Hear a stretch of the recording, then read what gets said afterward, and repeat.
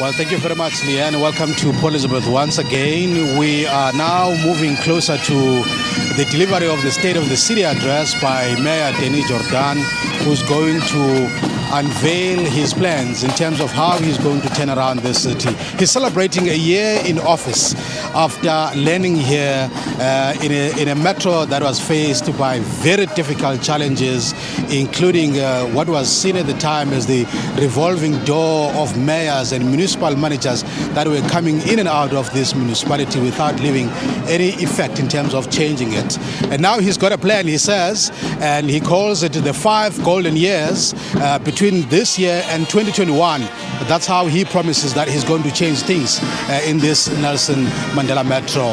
But we're going to hear that when he actually delivers that address at 10 o'clock this morning. But before we get there, you know that South Africa is surrounded by 3 oceans, the Western Cape, KZN, and the Eastern Cape. Now, the question has always been that how does this country, particularly those areas that are on the coastline, take advantage of the oceans around them to ensure that they maximize what is known as the blue economy. Now, this metro says it has a program for that. It will take advantage of the national program known as Operation Phakisa, which seeks obviously to exploit these ocean opportunities to ensure that they develop the economic growth. Now, this we have an insight that we have prepared for you to show that how is this metro ready for that aspect of the economy. Let's take a look.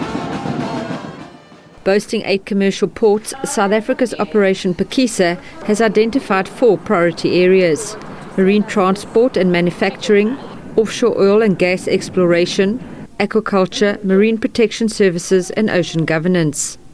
Ports have always been at the forefront of the maritime economy. They've helped transform underdeveloped regions into important trade centres, thus creating jobs. Nelson Mandela Metropolitan University in Port Elizabeth has invested millions in a maritime study centre. The research from this centre is being fed into Operation Phakisa.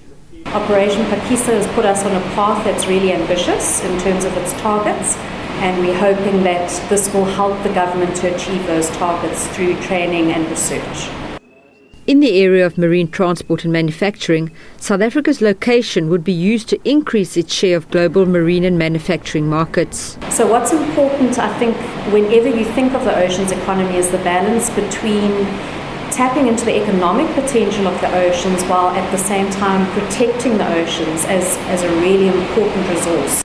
South Africa is uniquely bordered by the ocean on 3 sides, but the full economic potential of this vast marine space remains largely untapped. 80% of tourism worldwide take place within close proximity of a coastal area.